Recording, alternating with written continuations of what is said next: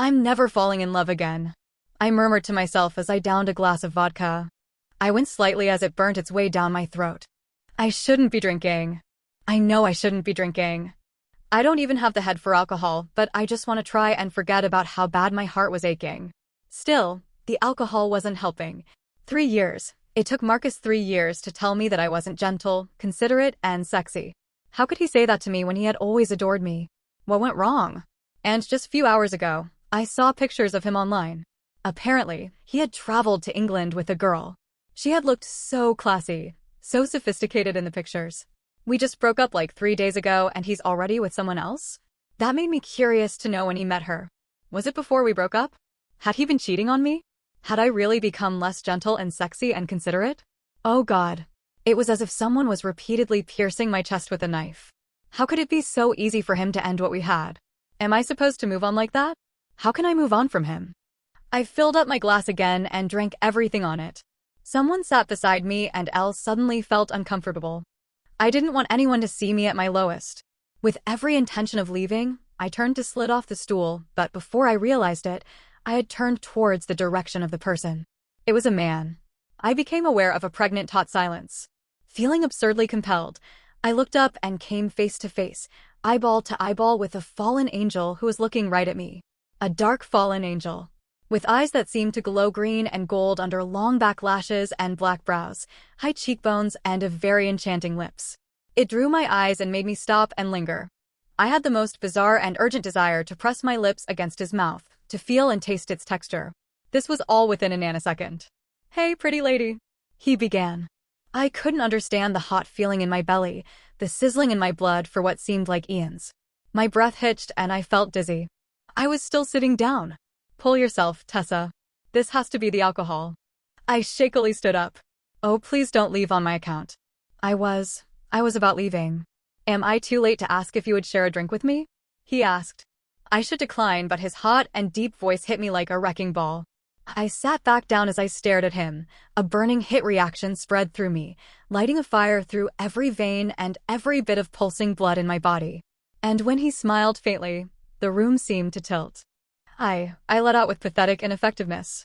He took off his coat and jacket, revealing the thin silk of his shirt, and the body I had suspected existed was now heart-stoppingly evident.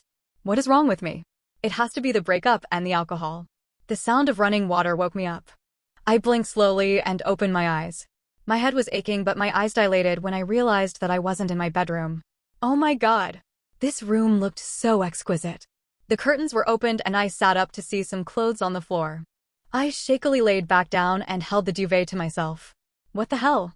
I mentally assessed myself. Oh my God! I'm naked! Unable to believe it, I moved the duvet aside, and the shock of my state made me cover myself up again. Oh! And I felt so tender between my legs.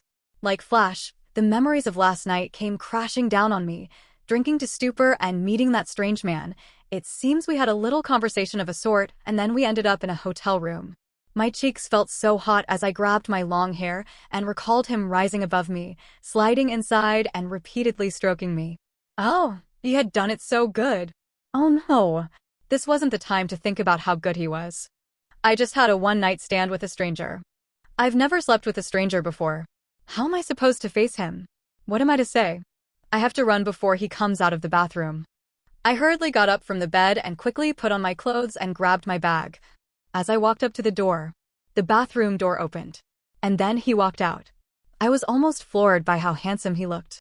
He was on a bathroom, but I couldn't fail to notice his manly features. His broad shoulders and powerful thighs. My heartbeat was out of control. Marcus wouldn't hold a candle to this man. Memories of our sex last night invaded my mind again. The way he hugged me, kissed me, thrust into me. I felt hot all over.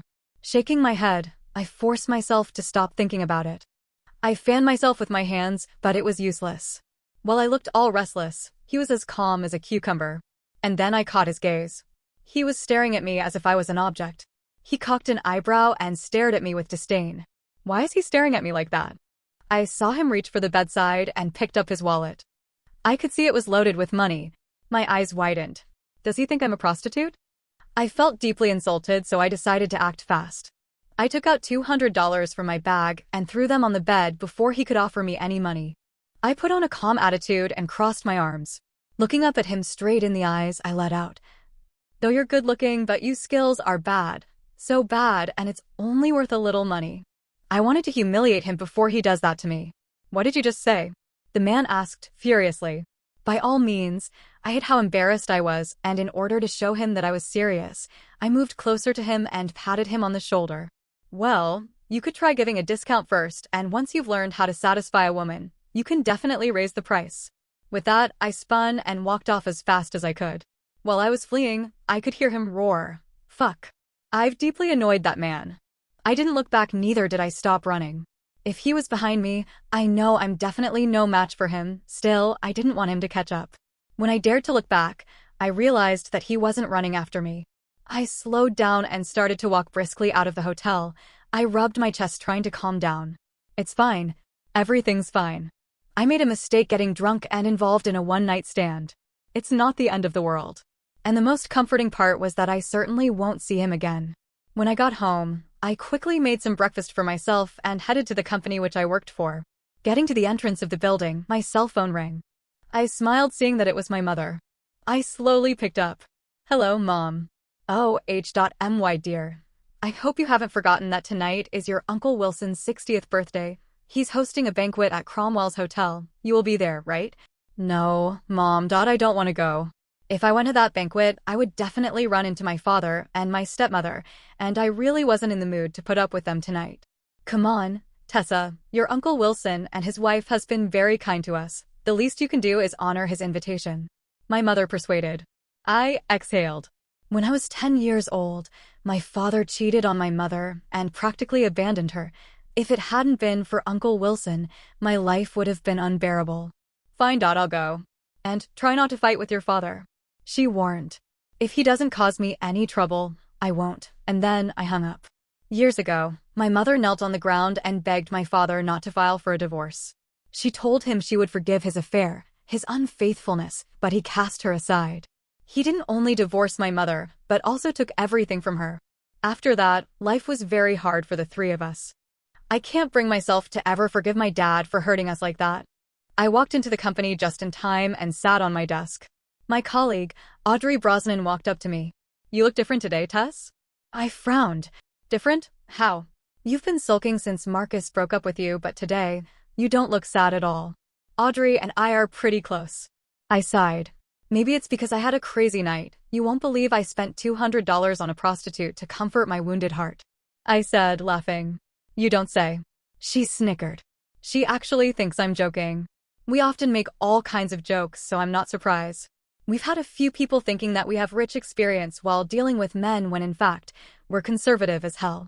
That is why I'm still furious about last night. That was so not me. "The new boss is resuming today," she announced. I shrugged. "I heard he is the heir to Hudson Group. His father is a senior official of the government and his mother is the president at the company's headquarters. Right now, most of the ladies in the company are dying to meet him. I'm sure he's so handsome." I rolled my eyes. I can only hope he's not one of those rude and pompous heirs. I can't bear to work for an asshole as my boss. My superior, Ethan Bacon, came over. "We have a meeting at the conference hall now," he announced and started walking away. I quickly took my notebook and pen and followed suit. I walked into the conference hall to find everyone already seated, so I sat at a corner, quietly. My mind trailed off to the early hours of the morning. He was so handsome. I thought about the pissed-off expression on his face when I placed the $200 on the bed. I placed my hand over my mouth and laughed. Maybe I had gone too far. But then I just couldn't stand the look of disgust he gave to me, and more so, he was going to send me away as a prostitute. That would have been so demeaning.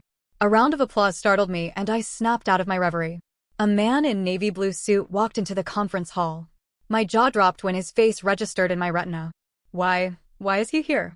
Something's wrong with my eyes. Something's definitely wrong with my eyes. I rubbed my eyes with my thumbs. I closed and opened them again, but it was still him. Then man who I had a one-night stand with. Then man whom I paid $200. Oh my God. Where will I run to this time? I'm still in the state of intense panic. Why? Why am I so out of luck? I still can't believe he's my new boss. I thought about what I had said to him. Why did I say that? I should have been nicer with my words. Would he perhaps fire me for what I said? No, I can't get fired. I have to take care of my mother and sister. I have to calm down and think. I took a few deep calming breaths. I glanced at the man sitting at the forefront. He introduced himself as Declan Hudson. When he didn't look in my direction, I lowered my head and covered half of my face with my long hair. Right now, all I was praying for was that he wouldn't notice me. Every minute and every second was unbearable for me.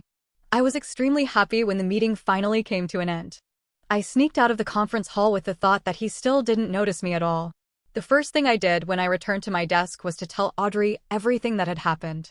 You're joking, right? Do I look like I am? I asked agitatedly. Her eyes widened in shock. Then you should be happy, girl. You slept with such a smoky hot man. Don't give me that. I'm very worried that he might try to get back at me and probably fire me. I still have my mother and sister to take care of. I can't afford to be jobless right now. Oh God. I shouldn't have gone to the bar to drink.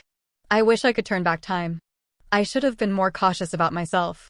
I shouldn't have had a one-night stand. I shouldn't have given him $200. And I shouldn't have insulted him. Why am I in such a frustrating situation? Audrey tapped my shoulder. Don't worry too much.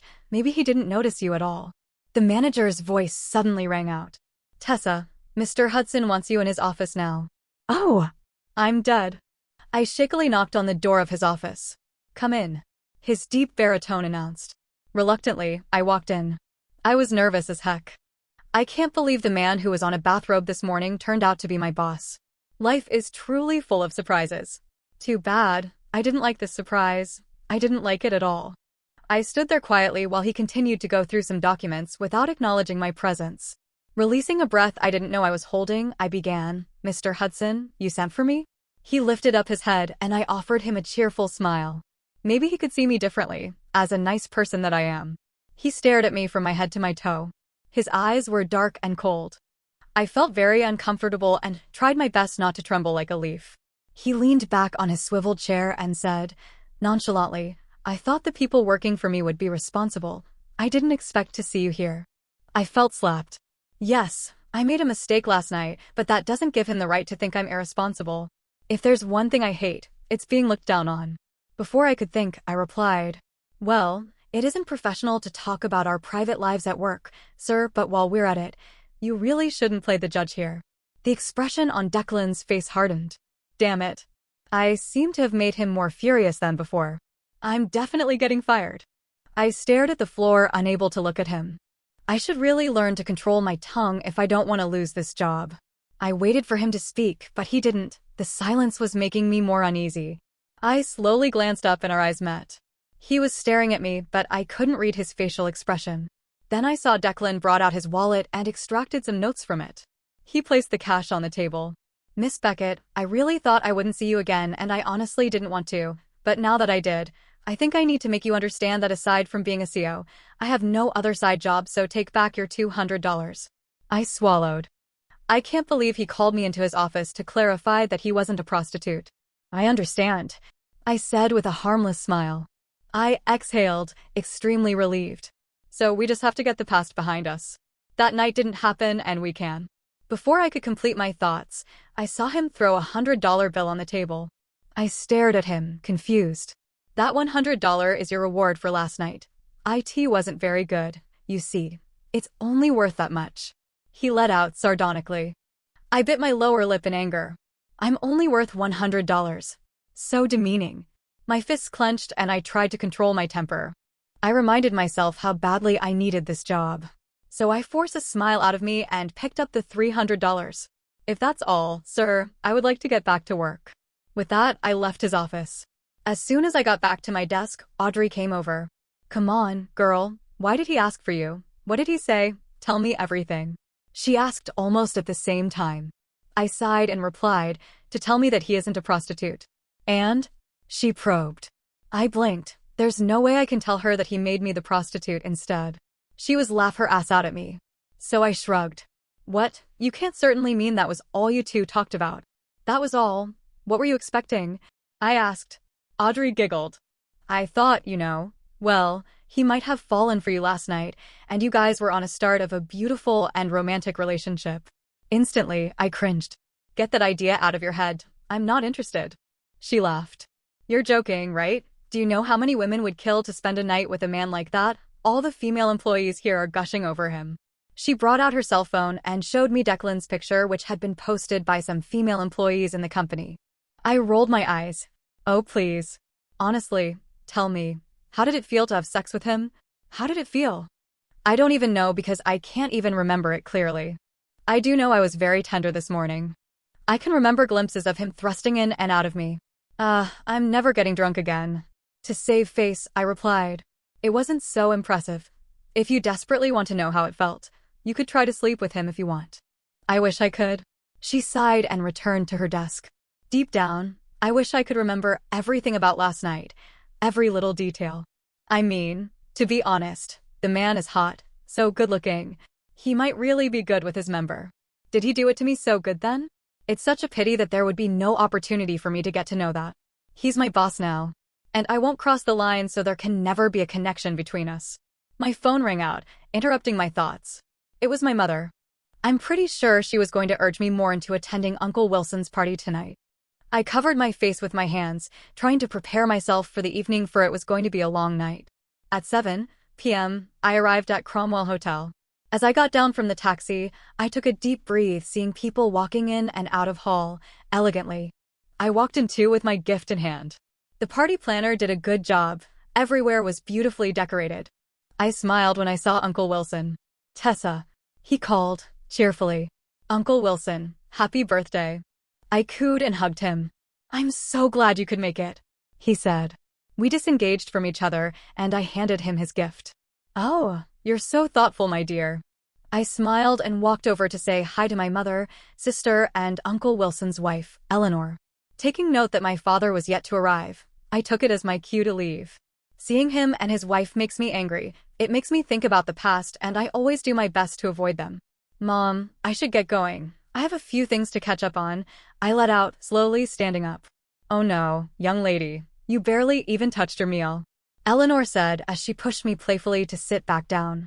But, come on, you literally just got here, and we have an important guest coming over. Who's that? I asked, curiously.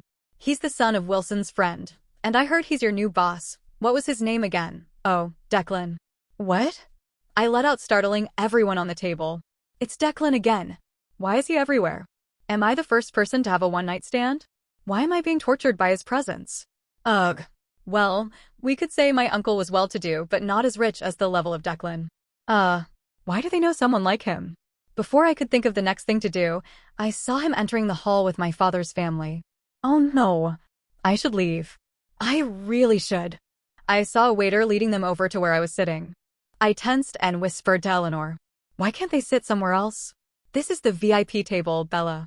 She reminded. I tried not to show how uneasy I was as they all got seated. I glanced at Cassie Mendez, the woman who ruined my parents' marriage.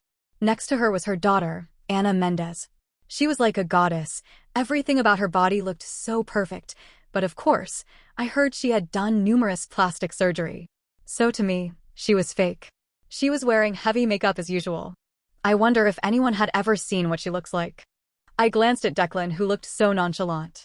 My father didn't acknowledge my presence either, so I chose to focus on the food in front of me. As I ate, they started talking. Oh, Anna, this is Declan Hudson. He's a son of a close friend of mine. He just became a CEO, and I'm sure he'll have a lot of business with us in the future. You should get to know him. My father's voice rung the air. He runs a small security agency. Nice to meet you. My name is Anna Mendez. I hope we get to know more about each other, Anna said sweetly. Likewise, he replied politely. We don't have to be formal with each other, right? Anna asked. I rolled my eyes. I could already tell that she was into him. I glanced up to see that Declan ignored her and started eating. Declan, how about I get your number? You know, we might have some business to go over in the future. You can contact my secretary if you have anything to discuss with me. Declan snapped. Despite that, she didn't give up and continued to pester him. It was funny to watch. Tessa, are you going to keep sitting there and pretend you didn't see me? You're so rude, Cassie said to me. I scoffed. Rude? I'm only doing my best to get through this night. Why must she deliberately pick on me? So, young lady, you lack manner. I sneered. Look who's talking. Patrick, are you seriously sitting there and watching your daughter speak down on me? My father instantly looked furious. Tessa, apologize to her now. I snickered. Apologize, my foot. If you had manners, you wouldn't have turned my father against us. I snapped, standing up. For so many years, my father hadn't looked at me as if I was his daughter. Instead, he stared at me as if I was a stranger. When I was younger, my mother had been unable to pay my tuition fee, and I went to meet him for help, but he kicked me out. And it hurts a lot that Anna gets to live a very good life. She isn't even his biological daughter. Now, I have equally shut him out. He stopped being my father a long time ago. Patrick, how can she talk to me like this? Cassie cried. My dad sprang up to his feet. Start being polite to my wife. He thundered and slapped me across the cheek. It was unexpected and it caused me to fall to the floor. It hasn't come to this, Patrick. Uncle Wilson barked, coming over to my side. How dare you touch my daughter? My mom yelled. She deserved it. Anna snapped, laughing. I was almost blinded by anger. Losing my temper completely, I got up and picked up some plates of dishes, throwing them at my father. No, he's not my father. Patrick, Cassie, and Anna. Their clothes were stained and I smirked to see him shooting daggers at me. You little. Patrick tried to hit me again, but Uncle Wilson stopped him. Enough. You're such an horrible daughter. What kind of daughter attacks her own father? Cassie yelled. Eleanor and my mother pulled me to their side. You started this. Couldn't you just get through the evening without asking for trouble? My mother asked Cassie. I can't believe I have a daughter like you. Patrick spat. I rolled my eyes. I can't believe I have a father like him either. I was very satisfied with how dirty Patrick and his family looked right now. But then my heart sank when I noticed Declan was still sitting there witnessing all the drama going on. I wish he wasn't here. I wish he didn't have to see how fucked up my family was. I was starting to feel embarrassed, so I whispered to my mother. I have to leave. With that, I hurriedly left the hall. I crossed my arms when I was immediately assaulted by the cold breeze outside. I started to walk, trying to board any taxi that drove by, but I was very unlucky getting one. My cheek was burning and tears pricked my eyes. I blinked rapidly, trying not to make them drop. I don't regret what I did tonight. I refused to be intimidated by my father's family. I'm glad I put them in their places, but I couldn't stop feeling sad at the same time. I wish my family was different. I wish my life was different. And the tears dropped. I sniffed when my feet started to hurt as well. When will life ever go my way? A car suddenly pulled up beside me. I looked sideways to see the glass window rolled down and it revealed Declan. I frowned at him. Get in. He ordered. Get in? We're not in his company and I do not have to take commands from him. And besides, I don't know how to face him after what had happened tonight. It's not easy to get a taxi here. He pressed on. I ignored him and continued walking. He in turn started driving slowly after me. Seriously? What is his problem? I think you aren't current with the news. If you are, you would know that several cases of rape and murder had occurred lately in the street, and the worst part is that the murderer is making it impossible to be arrested. Fear gripped my soul. Have fun walking home. With that, he drove off. Oh no. I should have swallowed my pride. I should have gotten into his car. I looked around, not bold enough to take another step. Even if life has been hard for me, I still don't want to die. Life is beautiful however you see it. Oh God. I saw his car stopped up front and then he drove backwards and stopped beside me again. He didn't have to say anything this time. I ran around the car and quickly opened the door of the passenger seat. I got in and fastened my seatbelt. I chose not to look at his face. I'm sure he has a cocky expression on. I told him my address and he imputed it into the GPS. The ride was pretty quiet. I placed my hand on my cheek, wondering why it still fucking hurts. I can't believe he slapped me because his wife urged him to. Soon, the car stopped in front of my apartment. Thank you, Mr. Hudson. I unfastened my seatbelt. It's nothing. I just couldn't let my employee meet her possible death when I could have saved her. My teeth clenched. Is death something to say so nonchalantly? You don't have to worry. I plan on living until I'm old and gray. I got down and slammed his door shut. And then he sped off. What's the need of having a handsome face when he's so mean? When I walked into the house, I met my sister and mother seated on the couch. It turns out that they were waiting for me. Tessa, where have you been? I was worried. You weren't even taking my calls. My mom began. I sighed and slowly sat down. I was exhausted. How did you get home? I asked, curiously. I couldn't even get a taxi and she got home before me. When you left, I had to say my goodbyes to Wilson, so he asked his driver to give me a ride. I nodded in comprehension. What happened to your face? My sister, Ashley, asked. Dad hit me. What? Ashley exclaimed. Why, how? She hurried out of the living room. Don't take it to heart, Tessa. You should have ignored Cassie instead of. Are you seriously trying to justify what he did? My dear. Here, take this. Ashley walked in again, giving me an ice bag. Thanks, I murmured. I'm just saying that if you had ignored Cassie's outburst then she would see the need to trample on us more. You really need to cut off that soft spot you have for Dad. He hates us. We're literally strangers to him. Tears burnt my eyes.